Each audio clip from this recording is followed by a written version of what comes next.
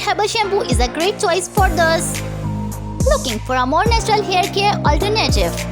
Choose to make it completely from scratch or start with a natural base soap for a simpler recipe. When it comes to hair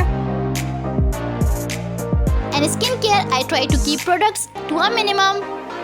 I make my own body butter for winter dry skin as well as herbal lip balms and salves for cuts and scrapes. Nourishing cod's milk soap bars are usually enough for cleansing and beyond.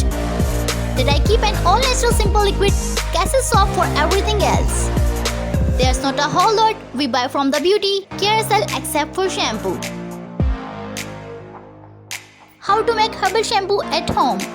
Homemade shampoos might not sound exciting, but when they will give same results as expensive shampoos, and that too without making a hole in your pocket or running your man with harmful chemicals, we know you would thank us for this. These homemade shampoos are both cost-effective and super friendly for your hair and scalp. Hello are the recipes for dye hair shampoos. Have a look. Shikakai, Rita and Amla. Soak all these ingredients in water overnight. Heat the ingredients till they start to boil. Reduce the flame and let them boil for 10 minutes. Remove from the heat cover and let it cool. When it comes to the room temperature, crush the Rita, Shikakai and Amla peels with your hand. Strain before use. Rice water. Place the rice in a bowl in water. Let the rice soak for 30 minutes. Swirl it around until the water turns cloudy. Now strain out the rice water into a clean bowl.